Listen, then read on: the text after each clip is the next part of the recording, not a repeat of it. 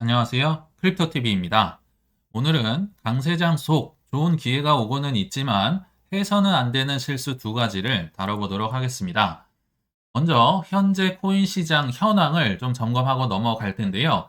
저는 현재를 약으로 친다면 3회에서 4회를 막 지나고 있지 않을까 생각이 듭니다. 아직 절반도 오지 않은 겁니다. 그러면 9회까지 가려면 어떻게 해야 되는지 제가 좀 말씀을 드려볼 텐데요.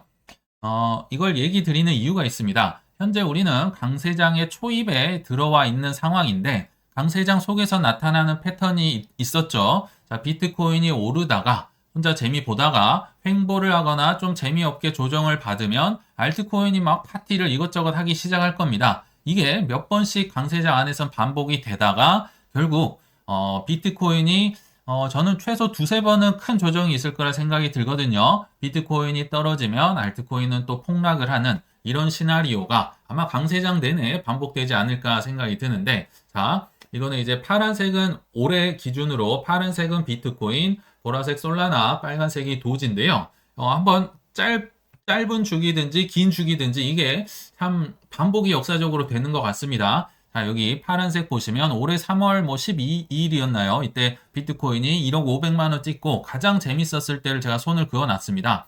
비트코인이 쭉쭉 오르다가 이제 좀 떨어지고 횡보를 하고 있을 때 여기 보시면 이제 솔라나 파란색과 빨간색 도지가 자로 잰 듯이 약 2주 정도 후에 최고점을 맞게 됩니다. 물론 비트코인 이랑 비슷하게 뭐 최고점을 찍은 코인도 있고요. 더 먼저 오는 코인도 있는데 일반적인 경우를 얘기하는 겁니다. 그래서 솔라나 도지가 비트코인이 횡보하고 있을 때 최고점을 찍었다가 단기적으로 보더라도 이게 여기서 나타났었죠. 그리고 길게도 한번 볼게요. 자, 우리는 비트코인이 3월에서 10월까지 굉장히 재미없었다고 알고 있지만요. 여기 보시면요. 횡보입니다. 횡보. 그냥 옆으로 가고 있었어요. 떨어졌다, 회복하고 떨어졌다, 회복하고 이렇게 횡보를 하고 있다가 다시 또 최근에 비트코인이 올랐었죠. 자, 오르다가 지금 또 한 5에서 6일 정도 지금 횡보를 하고 있습니다. 1억에서 1억 3천까지는 그냥 치고 올라가다가 1억 2천 됐다, 3천 됐다 계속 왔다 갔다 하고 있잖아요. 그러니까 또 솔라나와 뭐 도지다 뭐다 하면서 웬만한 코인들이 막 폭발을 하고 있는 거죠. 그러니까 길게 보더라도 그 공식이 어느 정도 맞아 떨어지더라. 비트코인 상승 후에 횡보하고 있으니까 알트가 쇼를 벌이고 있다. 저는 이렇게 생각을 하는데요. 자, 비트코인이 상승 후 횡보를 하면 그래서 저는 이거를 두더지 게임이 벌어졌다라고 표현을 하는데요. 알트코인이 뭐가 오를지 모릅니다. 그래서 나올 걸 기다렸다가 이거 잡아야지, 이거 잡아야지. 개미들이요. 예를 들어 도지가 올라가면요. 막 확신을 갖고 엄청난 돈을 넣었는데요. 개미들이 올라타면 엄청나게 떨궈 버리죠. 최근에 뭐 도지도 이런 경우 있었고 리플도 있었고 스텔라도 있었고 엄청 많은 코인들이 개미들 탐에 한번 확 떨궜다가 다시 갑니다. 그러다가 이제 떨어지면 또 확신이 안 들잖아요. 그러면 이제 세력들 입장에서는 안 탄 거, 안 오른 거, 설마 이게 올라? 이런 거를 막 흔들기 시작합니다. 예전에 뭐 시가총액 기준으로 대자, 중자, 소자라고 장난삼아 얘기를 드렸는데 대자를 가지고 하다가 뭐 소자, 중자를 흔들기 시작하면 여기서 여기로 또 넘어온 거 개미들이 넘어오겠죠. 이런 상황이 계속 반복이 되더라. 더 쉽게 표현을 한번 해보면요. 최근 상황 보면 이해가 되실 텐데요.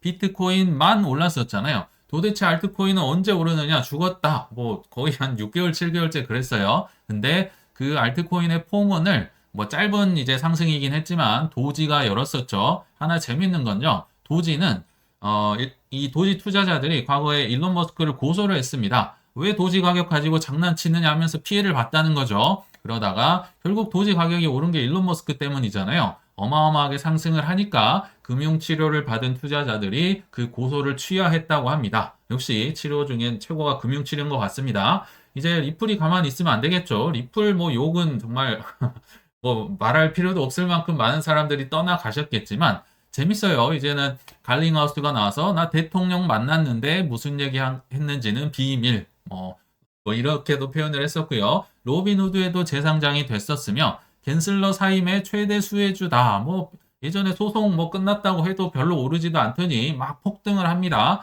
그러다가 그 바톤을 이어받아 A다. 그 찰스 호킨스 창업자가 이번 정권의 고문이 된다 카더라는 소문 때문에 또 어마어마하게 올랐었죠. 근데 리플, 도지, 에이다는 뭐 이런 이유라도 있는데요. 일단 몰라, 달려. 이유가 없습니다. 뭐 알고랜드, 디센트럴랜드, 샌드박스. 야, 메타버스 저 그냥 그대로 잘 들고 있거든요. 근데 야, 메타버스까지 오를 줄은 이번에 몰랐습니다. 그리고 스텔라, 리플은 욕이라도 먹죠. 스텔라는 아예 얘기조차도 안 나오고요. 제가 뭐 21년도인가 22년도에 물렸던 거 아직 그대로 들고 있거든요. 근데 그게 드디어 평단이 넘게 플러스로 바뀌더라고요. 스텔라에 뭐 헤데라에 이더리움 클래식에 심지어 뭐 죽은 줄 알았던 네임코인에 별의 게 다 올랐었죠. 근데요, 한번 가만 생각해 보시면 불과 3주 전만 해도요. 이런 거 모를 거라고 생각하는 사람 아무도 없었어요. 그냥 모두가 했던 말이 솔라나가 길이요, 뭐 진리요. 그리고 수익코인 뭐 다들 확신을 갖고 했고요. 밈코인 일부 이게 다였잖아요. 이것만 쳐다봤지 누가 이런 거 오를 줄 알았습니까? 그쵸?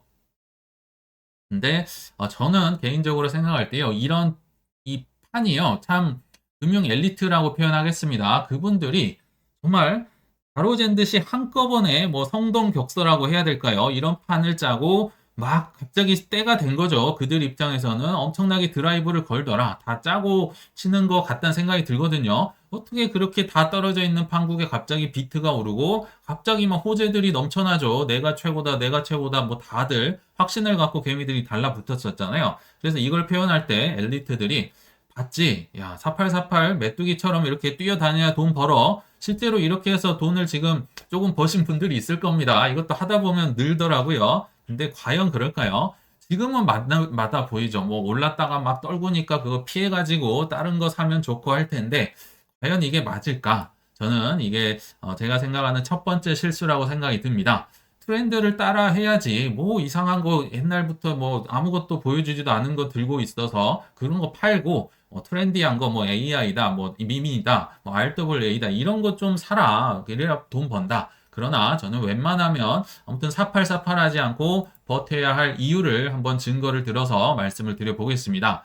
자, 이거는 정확히 4년 전에 있었던 비트코인, 디센트럴랜드, 도지코인의 차트를 한번 가져와 봤습니다. 근데 여기 보시면 이 알트코인이 막판 가면요. 정말 말도 안 되게 오르기 때문에 비트코인은요. 그냥 그에 비해서 그냥 바닥에 붙어 있습니다. 상승률이 야, 이게 오르지도 않다고 여겨지겠지만 제가 한번 말씀을 드려볼게요.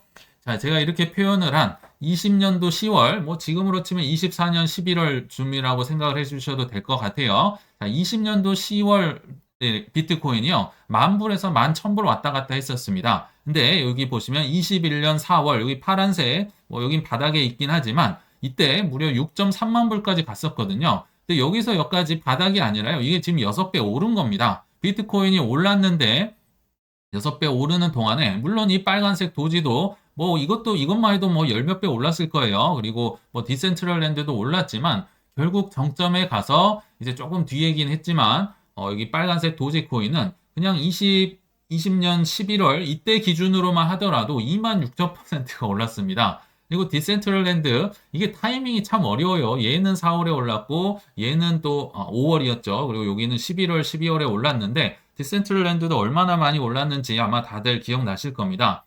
이 말인즉슨요. 일단 그렇다고 해서 조정이 없는 건 아니에요. 저는 이 강세장 안에 두세 번 정도 최소 비트코인이 10에서 30%뭐 길면 한두 달 갈 수도 있어요. 이런 조정이 나올 수 있고 알트코인은 더 떨어질 수도 있긴 하겠지만 제가 볼 때 진짜 알트장은 멀었습니다. 그리고 진짜 알트장 지금 뭐 여기서 샀다 팔았다 했다 뭐 보이지도 않는 상승률 가지고 좋아하셔서는 안 된다. 진짜 뭐 8회 9회는 가야 막 홈런 터지고 할 거거든요. 진짜 알트장 멀었다. 그리고 막 샀다 팔았다 하면서 저점 매수 이렇게 잘 하시면 좋은데요.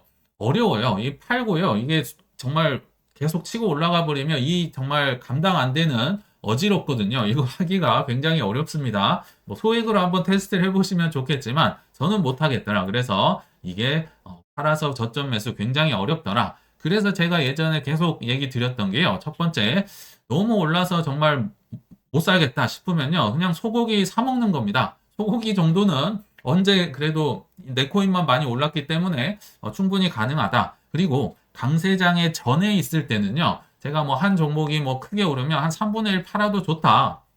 이런 얘기도 드렸는데요. 지금은 강세장에 들어가서 3분의 1 판다는 것도 저는 이제는 좀 조심스러워졌습니다. 그 정도로 지금은 집중을 해야 할 시기다. 그리고 두 번째, 이렇게 오래 버티기 위해서 스테이킹을 해 두셔라. 제가 이렇게 실제로 저도 뭐 업비트에 그 뭐 여러 가지 있죠. 이더리움, 솔라나, 뭐 폴리곤, 에이다, 코스모스 이런 거 있는데요. 스테이킹을 해놓으면 왜 이렇게 제가 볼 때 팔고 싶은 욕망을 한 10번은 참을 수 있습니다. 왜냐하면 막 코스모스 이 언스테이킹 하는데 뭐 17일인가요? 엄청 걸리고요. 이더리움도 10일 넘게 걸리고 솔라나도 한 2, 3일 걸릴 거고 에이다는 뭐 몇 시간 만에 되는 것 같긴 한데 그래도 이거 귀찮아서 안 하거든요. 저 사실 이더리움 빼고는 거기 있는 거 가격도 잘 안 봅니다. 그냥 넣어놓고 아예 쳐다도 보지 않는다. 그만큼 오래 버틸 수 있다. 아니 결국 때가 되면 뭐 진짜 5만 가지가 다 오를 텐데 동물 농장부터 웬만한 거 다 오를 텐데 뭐가 오를 줄 알고 이거를 내가 가지고 있느냐. 그냥 스테이킹 넣어놓고 마음 편하게 정점 근처까지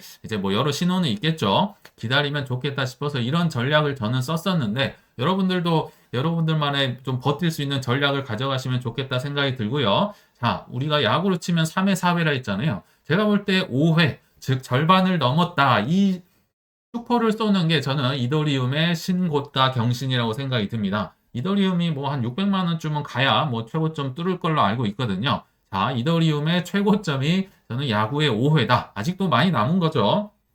그래서 좀 버티고 사팔사팔 하지 않고 웬만하면 가셨으면 좋겠다 생각이 들었고요. 자, 두 번째 실수. 이제 또 아마 슬슬 나올 겁니다. 과거 같은 60에서 70%의 비트코인 하락, 크립토 겨울은 없을 것이다. 근데 이 결과보다는요, 과정을 좀 설명을 해드리면 좋을 것 같아서, 이런 착각을 할 수 있다. 이건 실제가 아니다라는 거죠. 제 주장은요. 자, 일단 최근에 비트코인 규제 완화되고 있죠. 미국에서 뭐 전략적 자산으로 넣는다느니 친화적 뭐 SEC 의장을 뽑는다더니 여러 가지 있고요. 금리 인하 기조로도 들어가고 있으며 유동성이 지금 증가하고 있고 기관의 비트코인 수요 그리고 ETF로 이제 뭐 이더리움이다 솔라나다 리플이다 뭐 막 이렇게 아발란체다 되면 수요가 올라가니까 크립토 겨울 같은 건 없을 것이다. 게다가 또 저번 뭐 11월 15일이었나요? 저번 금요일 이제 미국 시장은 다 떨어졌었어요. 보시면 다우존스도 떨어졌고 특히 나스닥, 비트코인과 많이 동조화가 되고 있죠. 근데 2% 넘게 떨어졌고 S&P다, 뭐 러셀 2000 다 떨어졌는데 이에 반해서 이때 당시요. 비트코인만 올랐습니다. 뭐 알트도 사실 뭐 그렇게 재미없었는데 아무튼 비트코인이 뭐 9만 1000불 뭐 3% 4% 올랐었거든요. 자, 저는 이게 내년 어느 순간에 한 뭐 길면 2달에서 3달 이런 장이 올 거라 생각이 들거든요. 즉 주식보다도 코인이 훨씬 재미있는 시기가 뭐 짧게나마 올 거라 생각이 드는데 이게 이제 맛배기가 아닌가 생각이 들거든요.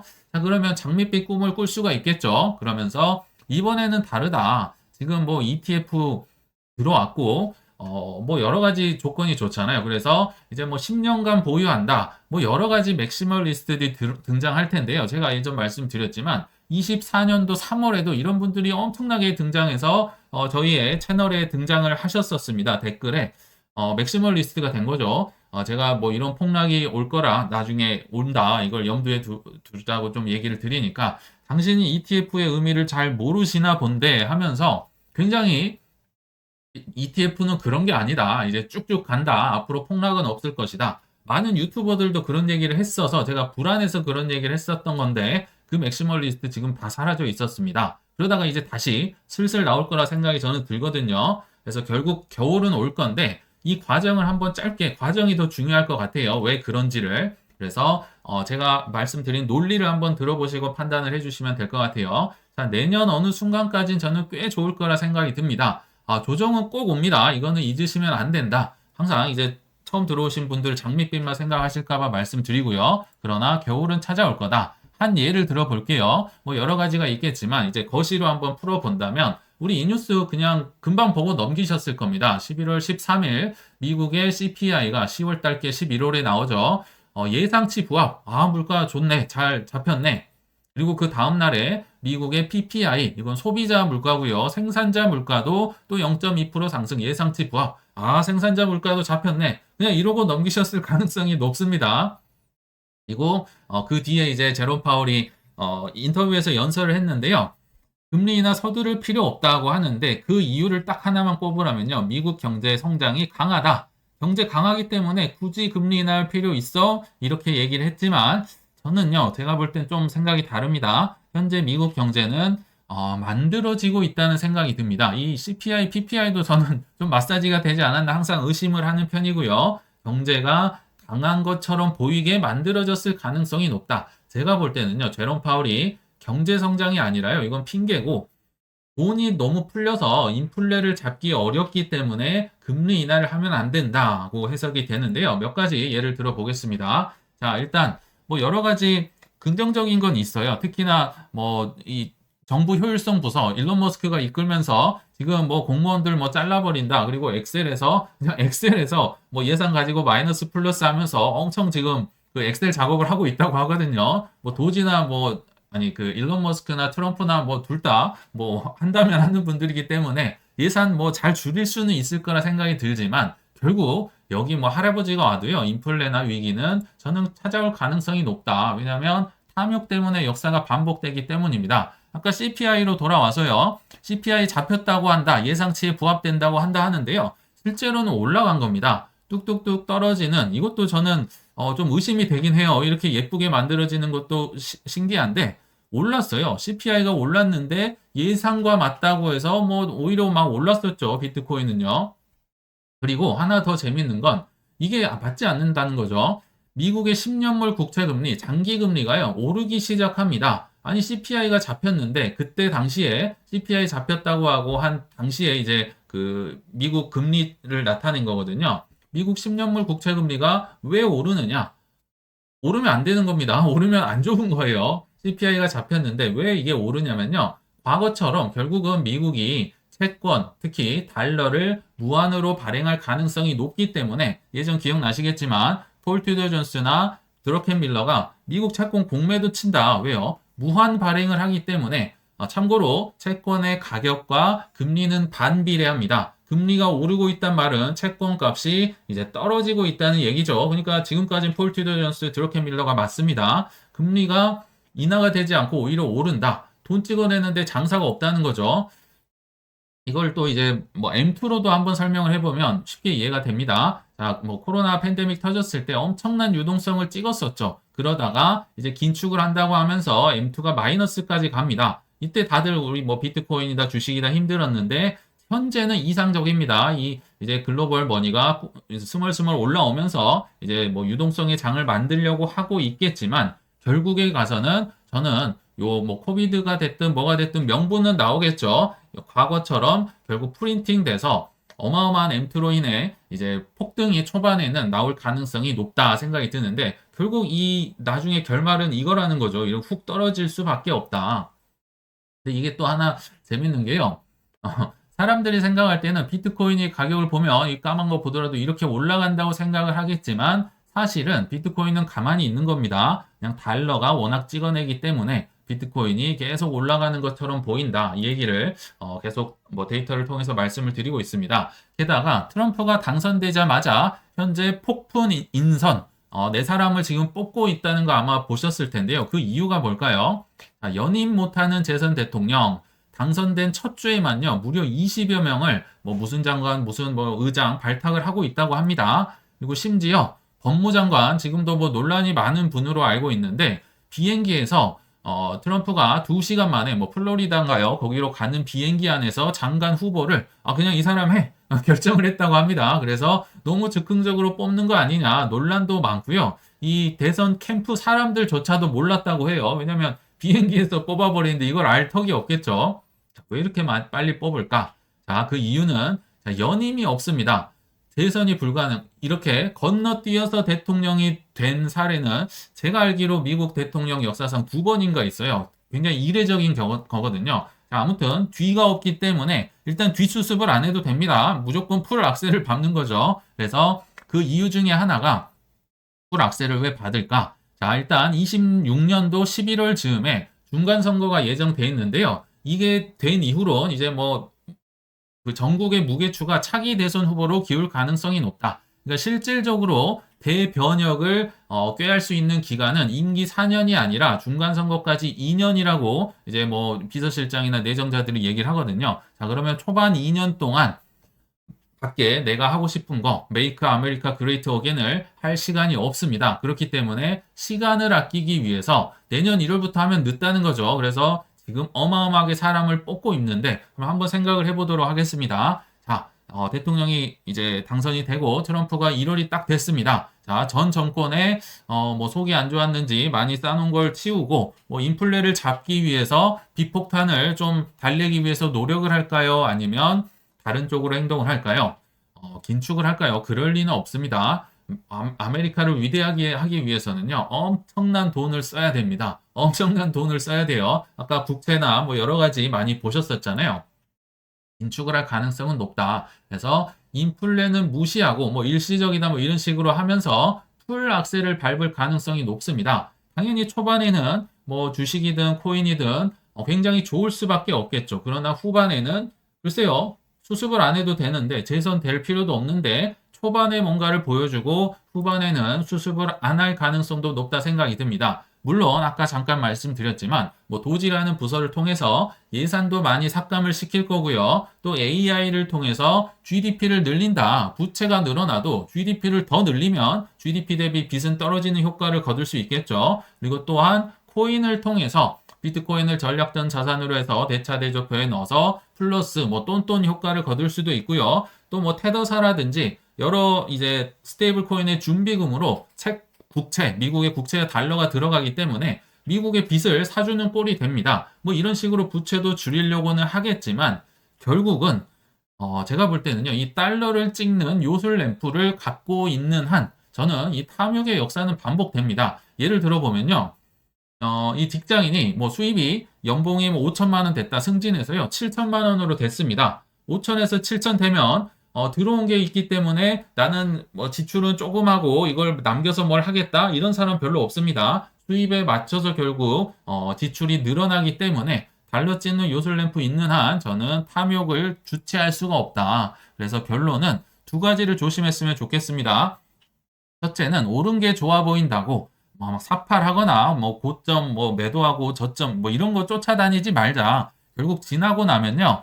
팔았던 가격보다 훨씬 높아져 있을 가능성이 높다. 지금은 야구로 치면 3회라는 거를 좀 기억해 주시면 좋겠고요. 자, 두 번째. 비트코인, 알트코인 물론 모두 크게 오르겠지만요. 결국에 끝에 가선 과거와 비슷한 폭락이 올 거다. 비록 비트코인 잘못이 아니라 정치권이나 월가의 탐욕으로 인한 것이긴 하겠지만요. 이 두 가지를 잘 기억해 주시길 바라면서 이만 물러가겠습니다. 시청 감사합니다.